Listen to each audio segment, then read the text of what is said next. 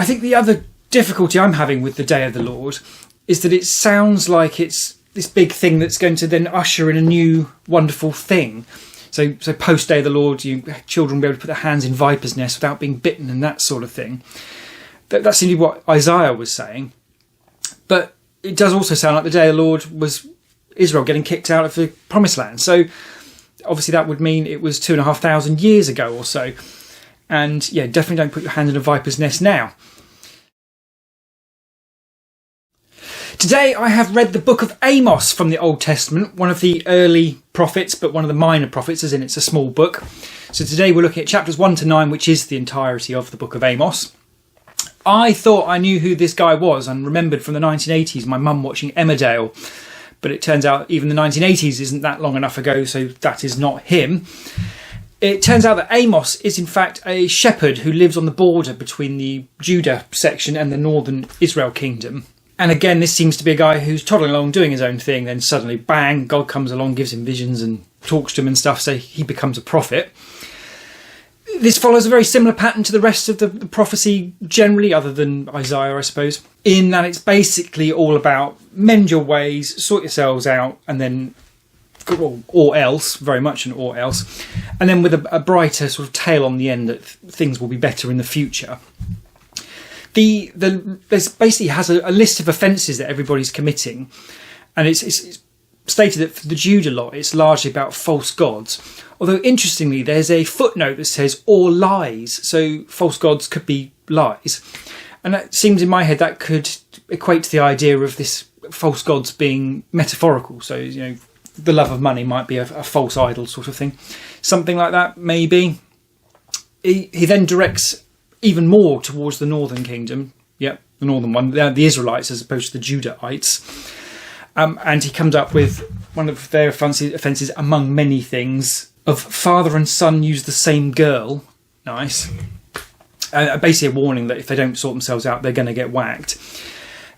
The graphic we've been using, which is really helpful for working out the timing of this shows indeed that Amos is one of the quite early prophets and is prior to the Babylonian exile for the northern kingdom, where the Assyrians come and kick them out in 700-ish BC. And of course this actually happens shortly later, so he sort of sat there, warned them that this bad thing's going to happen, and then it does.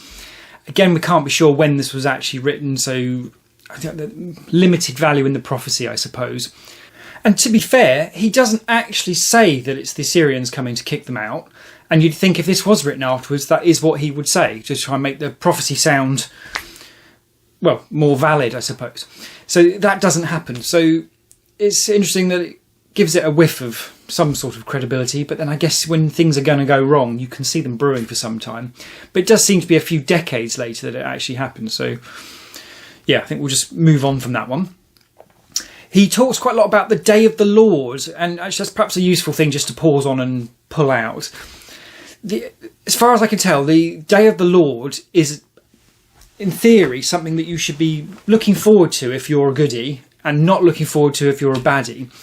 Because Amos talks about woe to you who look forward to the Day of the Lord, because that seems to be the Judahites and the Israelites generally are looking at this as a vaguely positive thing, but Amos makes the point it's not going to be positive because you're going to get your butts kicked.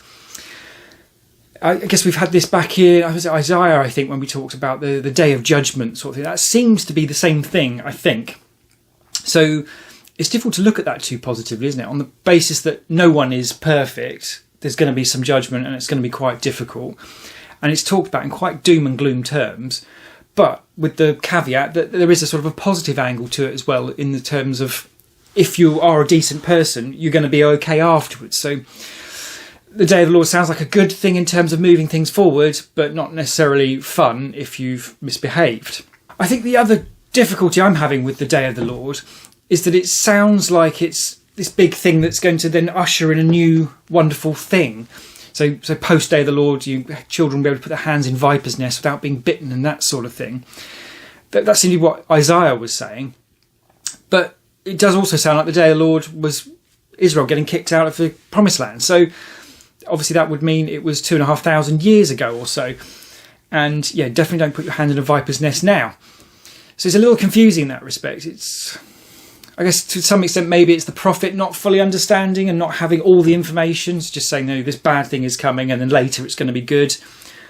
But without mentioning or being specific enough to suggest that it might be thousands of years later that actually the good bit comes.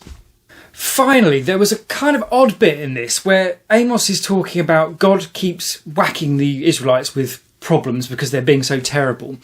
And then God being sort of disappointed that the Israelites didn't turn back to him as a result. But you can see a scenario where it's like the carrot and stick mentality. Sometimes if you go with the stick, it just sort of doubles down on people's resolve just to sort of stick two fingers up to you and go the other way. But God clearly does expect that when he's like famines and locusts and all the rest of it, that the Israelites should then turn to him. And so it's not obvious that that would necessarily be what you would expect as a result of something like that. I'm particularly stubborn, and I guess if someone, I don't know, I can't think of an actual applicable situation in my life, but if someone tried to be terrible to me to try and drive me to turn to them, I would be inclined to do the opposite, I think. And obviously that's what the Israelites seem to do, albeit it doesn't seem to be rebellion so much as just they're just busy doing their own thing anyway. And it's every time things seem to go wrong for them, they do seem to quite like to turn to God. But Amos is saying that's not really happening. So yeah, I don't know. This again, I'm going to do these videos, or a few of these videos in quick succession to try and get them all out before the 11th of June when I have to do my live event. I'm looking forward to doing my live event.